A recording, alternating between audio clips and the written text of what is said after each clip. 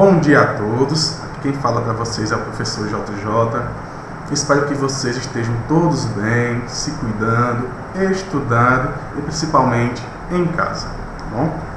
A nossa aula de hoje, ela vai ser, na verdade, uma espécie de revisão sobre as aulas anteriores, tá bom? Em que a gente vai ver novamente os modelos cosmológicos e as leis da gravitação. Então, os objetivos, eles vão ser os mesmos. A gente vai falar um pouco mais dos modelos cosmológicos e compreender melhor as leis da gravitação, tá bom? Então, sem muita demora, vamos logo para a nossa aula, tá bom? Bom, para falar dos modelos cosmológicos, a gente fala aqui primeiro de alguns personagens, tá bom? Esses personagens foram aqueles que contribuíram para a criação e formação desses modelos. Você pode perguntar, professor, foram apenas esses? Não, tá bom? Teve muitos antes desses, teve Aristarco de Samos, Aristóteles, isso aí vocês podem pesquisar. Mas o que a gente vai focar hoje é o que o nosso material traz, tá bom? Que foram esses personagens. Então, um desses personagens foi Ptolomeu, que no século II ele defendeu o geocentrismo, que era o modelo em que cada planeta e cada estrela, eles orbitavam em torno da Terra. Sua teoria foi utilizada por mais de 1.300 anos. Isso porque essa teoria era a teoria que era aceita na época pela Igreja Católica. A Igreja Católica defendeu um modelo geocêntrico por muito tempo. E como na época, quem detinha todo o poder político e econômico era a Igreja Católica, então o pessoal também tinha que seguir as suas ideias, ou seja, aceitar o modelo proposto por Ptolomeu, que nesse caso foi um modelo geocêntrico, tá bom? Copérnico, na verdade seu nome, Nicolau Copérnico, que em 1543 ele publicou a sua obra sobre revolução dos corpos celestes, defendendo o heliocentrismo. Esse heliocentrismo, o qual ele defendeu, é o modelo que está em vigor até hoje. É o modelo atual que descreve as órbitas da Terra, o modelo em que tem o Sol no centro do universo, que naquela época o universo basicamente era o sistema solar, eles não tinham conhecimento a fundo do universo, então na época o universo era como se fosse apenas o sistema solar. Então no centro do universo, que na verdade era o sistema solar, estaria o Sol.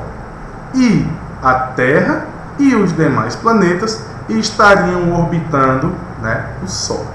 Ok? Giordano Bruno, ele foi condenado à morte. Isso, morte na fogueira, certo? Em 1600. Isso por compartilhar ideias sobre o heliocentrismo. Ou seja, ele defendia, com todas as suas ideias, o heliocentrismo. Além de apresentar outras ideias, outros fatores também contribuíram para a sua morte na fogueira. Não somente a parte de defender o heliocentrismo, tá bom? Galileu Galilei, ele aperfeiçoou a luneta como um instrumento de observação. Então, ele foi o inventor da luneta? Não, ele aperfeiçoou a luneta. Isso para quê? Para melhorar as suas observações. Isso as observações de quem? Dos astros, é claro. E defendeu também as ideias de Copérnico. Você pode falar, eita, então ele também morreu igual Giordano Bruno. Não. O que aconteceu? Galileu também foi condenado à morte. Porém, ele, além de ter sido acusado de heresia, também condenado à morte, para não morrer, o que ele fez? Ele negou aquilo que tinha dito, negou aquilo que ele acreditava. Ou seja, diante da Igreja Católica, ele negou tudo aquilo que havia dito. Como recompensa, entre aspas, foi condenado apenas à prisão domiciliar. Ou seja, ele viveu o resto de sua vida em casa, certo? Ele foi condenado a uma prisão perpétua em casa, ao invés da condenação da morte. Porém, mesmo em casa, ele deu continuidade aos seus estudos e observações. Porém, devido ele estar preso em casa, muitas de suas observações e considerações foram perdidas. Porém, algumas ainda foram estudadas e dadas continuidades por outros observadores. Tá bom? E por último, aqui nessa relação, a gente tem aqui o Tycho Brahe. Alguns falam Tycho Brahe, eu falo Tycho Brahe mesmo, tá bom? Mas enfim, quem foi ele? Ele foi o cara que propôs um terceiro modelo. Esse terceiro modelo é o modelo que é conhecido como modelo misto, que tem como nome modelo híbrido ou misto mesmo, certo? Misto porque você já pode pensar, bom, quando eu falo de pastel, então pastel misto é presunto e mussarela. Nesse caso, o modelo misto é geocêntrico e heliocêntrico. Ele nem aceitava o geocêntrico, nem defendia o heliocêntrico. Então, Tycho Brahe, ele é um astrônomo dinamarquês que desenvolveu um modelo cosmológico misto, segundo o qual os planetas giravam em torno do Sol e o Sol e a Lua giravam em torno da Terra. Fala, não entendi. Bom, eu vou mostrar aqui imagens de cada modelo para vocês compreender melhor. O geocêntrico, podemos observar que a Terra está no centro, a Lua e os demais planetas, inclusive o Sol, está orbitando quem? A Terra. Isso aonde? No modelo geocêntrico. Modelo heliocêntrico. A gente pode observar que o Sol está no centro e todos os planetas, inclusive a Terra, está orbitando o Sol. Já esse modelo híbrido ou misto, veja só, aqui no centro está localizado a Terra e quase também no centro o Sol. Você fala, então, é um modelo geocêntrico, porque a Terra está no centro e o Sol está orbitando a Terra. Você fala, não. Porém, os outros planetas não estão orbitando a Terra. E como é que isso acontece? Bem, no modelo misto, ele nem acreditava nenhum nem outro, nem defendia-os, certo? Com suas observações, ele chegou à conclusão de um novo modelo, que a Terra estaria no centro, a Lua, que é esse pontinho aqui, que vocês podem observar na imagem, e o Sol estariam orbitando a Terra, ou seja, ao redor da Terra. Mas os demais planetas não orbitavam a Terra, que é o caso do modelo geocêntrico. Eles orbitavam o Sol, que é o caso do modelo heliocêntrico. Por isso, é chamado de modelo misto, que a gente pode observar características dos dois modelos, tanto do geocêntrico como do heliocêntrico. Porém, esse modelo misto ele não foi bem visto pela sociedade e não foi aceito. E hoje o modelo aceito é o modelo heliocêntrico. Ok? Aqui eu trouxe para vocês a quinta questão da apostila da página 6, que é uma questão para você assinalar afirmativas de verdadeiro ou falso, que a gente vai apenas debater. A letra A é uma afirmativa verdadeira, porque ela diz o seguinte: na antiguidade, o modelo típico era o da Terra em repouso no centro do universo. Na antiguidade, esse era o modelo. E que modelo é esse? O geocêntrico. Por isso que é verdade, porque o geocêntrico diz que a Terra está no centro do universo, certo? Por isso que ela é verdadeira. Na letra B, o modelo cosmológico de Ptolomeu deixou de ser utilizado por atrapalhar as navegações. Isso aqui é uma afirmativa falsa, porque nas navegações era utilizado um modelo de Ptolomeu. Ou seja, o modelo cosmológico geocêntrico era utilizado aonde? Nas navegações. E ele não atrapalhava as navegações. Por isso que é uma afirmativa falsa. C. Tycho Brahe aceitava o modelo heliocêntrico. A gente acabou de discutir que Tycho Brahe não aceitava nem o geocêntrico, nem o heliocêntrico. Por isso ele propôs um novo modelo. Galileu Galilei foi um importante defensor das ideias de Ptolomeu. Também acabamos de citar que Galileu foi condenado por aceitar, né, e defender as ideias do heliocêntrico, ou seja, um modelo proposto por Nicolau Copérnico e não por Ptolomeu. Por isso que essa afirmativa é falsa. Tá bom? Então, essa primeira parte a gente revisou aí um pouco dos conceitos dos modelos cosmológicos. Agora a gente vai entrar nas leis da gravitação. E para iniciar falando das leis da gravitação, a gente vai rever aqui um pouquinho só os conceitos das leis de Kepler. Que ele, né, foi um auxiliar de quem? De Tycho Brahe, que após a morte do Tycho, ele deu continuidade aos seus estudos. E aí ele criou 3 leis. A primeira lei é denominada lei das órbitas. Aqui você pode verificar essa imagem aqui, que ela indica um pouco a primeira lei, que é a lei das órbitas, em que os planetas, né, inclusive a Terra também, eles descrevem uma órbita elíptica e o Sol é um dos focos. Veja só que o Sol não está aqui no centro, o Sol é apenas um dos focos dessa elipse. E elipse, né, ela é uma circunferência oval. Tá bom? E vocês também podem observar 2 pontos que a gente marcou. Esses pontos são chamados periélio e afélio.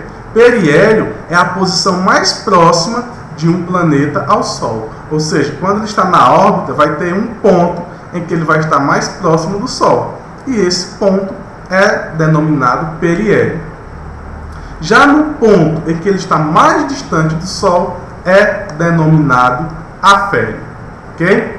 Segunda lei foi denominada lei das áreas, que diz o seguinte, que o segmento de reta que une o Sol a determinado planeta, ou seja, qualquer planeta, que a imagem está mostrando a Terra, mas pode ser para qualquer planeta, ele vai cobrir áreas iguais. Ou seja, essa área A1 é igual a essa área A2, embora, né, a figura geométrica que você pode observar seja diferente.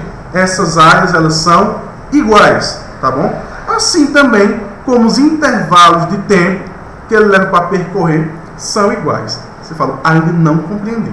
Veja só, essa distância desse arco, ela é maior que essa distância, não é verdade? Porém, o tempo que ele leva para percorrer esse aqui é o mesmo que ele leva para percorrer esse aqui. Você fala, não é possível. É possível se a velocidade for diferente. E para isso acontecer, justamente a velocidade é diferente. Quando está no periélio, que é a posição mais próxima do Sol, a velocidade em que o planeta está orbitando aqui, ela vai ser menor do que a velocidade quando o planeta estiver no afélio. Ou seja, aqui a velocidade vai ser maior, o que vai compensar a distância. Assim, os tempos percorridos nas 2 distâncias será o mesmo. Ok? Desse modo, né, a velocidade dos planetas varia ao longo da órbita. Ou seja, a velocidade de um planeta orbitando o Sol não é constante. Ela vai estar passando por variações. Ok? Terceira lei, que é a lei dos períodos, que é aquela velha expressão que eu falei para vocês na última aula, que é a razão entre o quadrado do período de translação de um planeta e o cubo do raio médio de sua órbita é igual para todos os planetas do Sistema Solar. A gente pode escrever isso como aquela razão.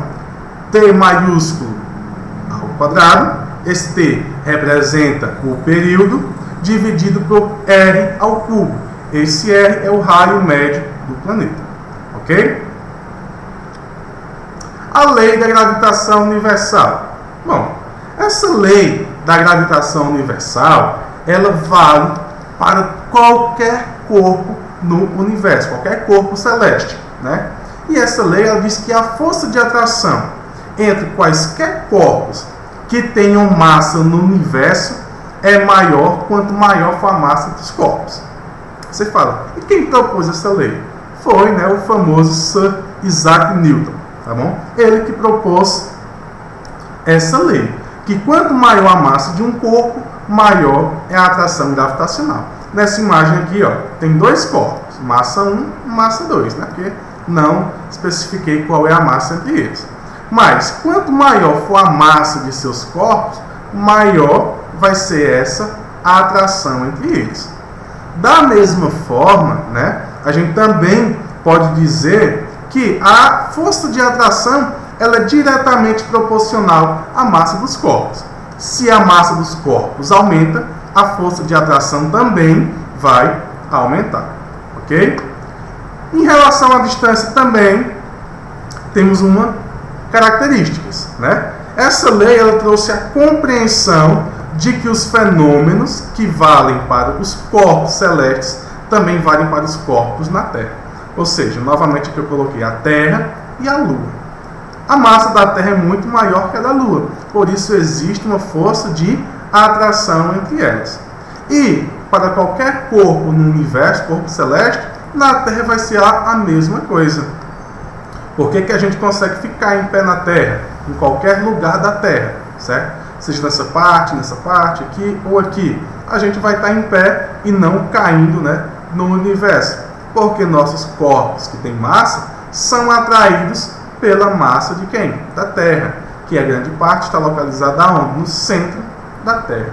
Por isso, tudo cai para onde? Para baixo, né? E não cai em direção ao universo. Você fala, então quem está do outro lado do mundo vai cair para cima. Bom, dependendo do ponto de vista, você pode até falar isso, né? Aqui, se eu soltar um objeto, vai cair para onde? Para baixo. Se eu estiver aqui, vai cair para onde? Para baixo. Opa, não é para baixo, na verdade, vai cair para onde? Para cima. Isso em relação a quem está aqui. Mas quem está aqui vai cair para onde? Para baixo também. Ok? Em relação à distância que eu tinha falado, se aumenta a distância entre os corpos, a força de atração vai diminuir. É igual ímãs. Vamos supor que você tem algo metálico e um ímã. Quando você está próximo, né, aproxima o ímã de algo metálico, você vai sentir uma força de atração maior.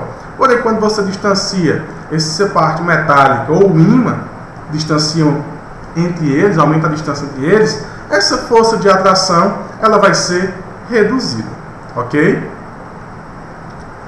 Trouxe aí duas questões para a gente debater também da apostila.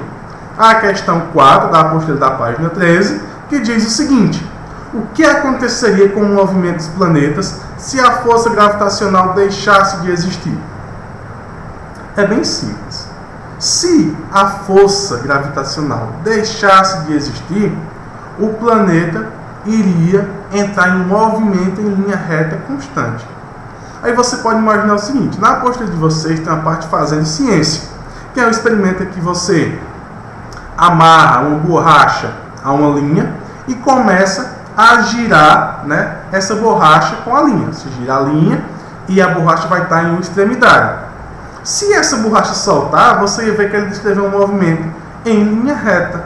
E isso iria acontecer em um planeta. Se ele está orbitando, né, está na sua órbita, e a força gravitacional deixasse de existir, ele não ia mais ficar nessa órbita. Se ela parasse em um certo momento, ele ia continuar em linha reta e não ia mais fazer essa órbita, porque ele está em órbita justamente devido à força gravitacional.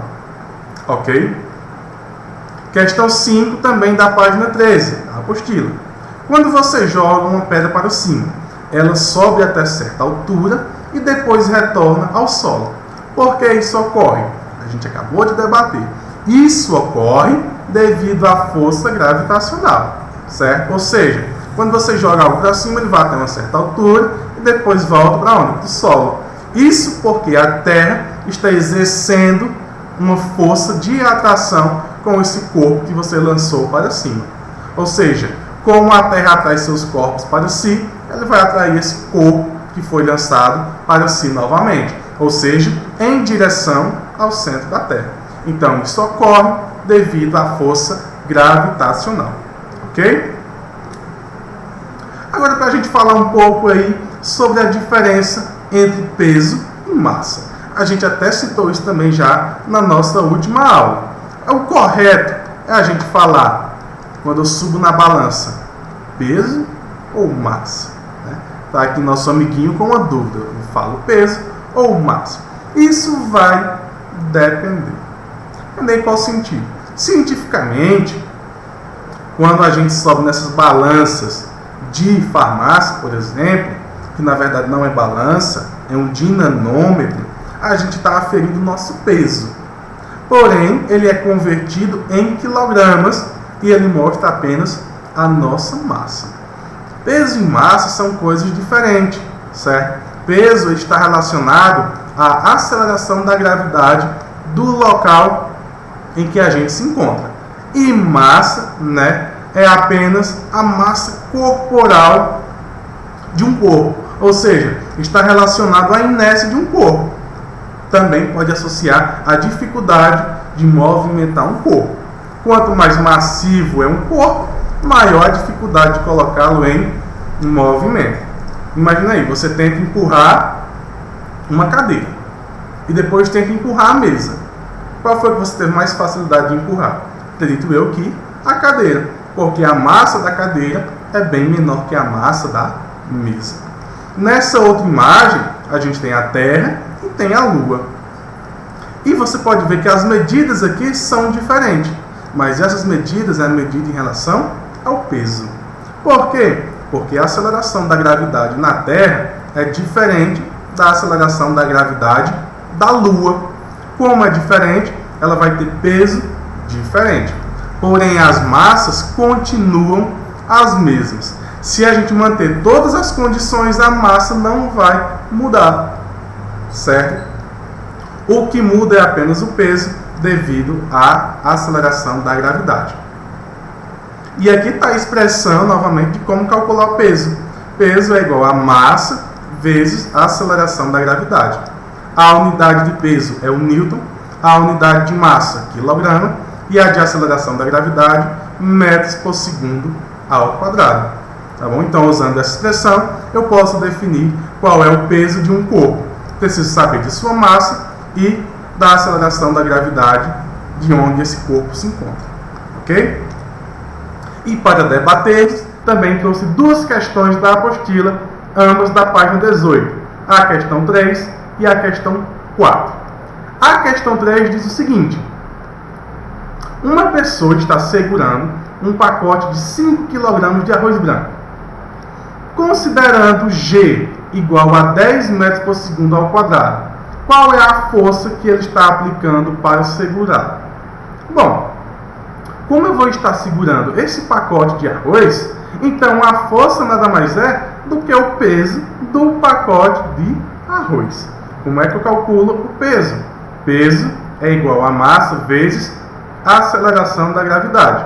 A massa do pacote de arroz, 5 kg. A aceleração da gravidade, nesse caso como a gente está na Terra, que é 9,8 metros por segundo, mas para o procedimento de cálculos é comum usar 10 metros por segundo. Como a questão nos deu 10, então vamos usar 10. Então o peso vai ser 5 kg vezes 10 metros por segundo. Então a gente vai ter aí peso igual a 50 kg vezes metro por segundo ao quadrado. E esta unidade aqui, quilograma vezes metro por segundo ao quadrado, a gente pode resumir ela expressando como sendo Newton, que é a unidade de força. Então, 1 Newton equivale a isso aqui, quilograma vezes metro por segundo ao quadrado. Ok? Então, esse foi bem simples, que foi apenas para calcular o peso, nesse caso, a força necessária para segurar o pacote de arroz branco. Que nesse caso, a força necessária vai ser a força peso. Ok? Como essa expressão de peso igual a massa vezes a aceleração da gravidade, eu posso tanto descobrir a massa ou a própria aceleração da gravidade. E isso eu preciso saber de pelo menos 2 itens dessa expressão, que é o caso da questão 4. Se o peso de uma pessoa é igual a 750 newton, qual é a sua massa? Considere G igual a 10 metros por segundo ao quadrado. Então, nesse caso, vou usar a expressão, eu tenho o peso já e tenho a aceleração da gravidade. Vou descobrir quem? A massa.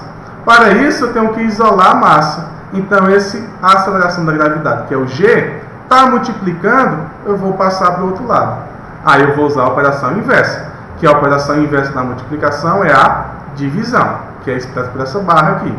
Então, a massa vai ser o peso dividido pela gravidade.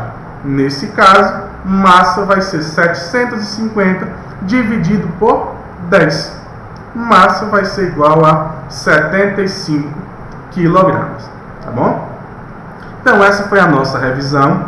Espero que tenha conseguido tirar as dúvidas de vocês. Qualquer dúvida pode procurar a gente no WhatsApp e principalmente no Google Sala de Aula, certo? No WhatsApp apenas para tirar alguma dúvida, e as atividades serão postadas no grupo do Google Sala de Aula, tá bom? Então acesse o aplicativo, lá irei postar as atividades, bem como também vou liberar as trilhas de aprendizagem do Positivo 1, ok? Então um abraço a todos, estudem em casa e até a próxima aula. Tchau, tchau!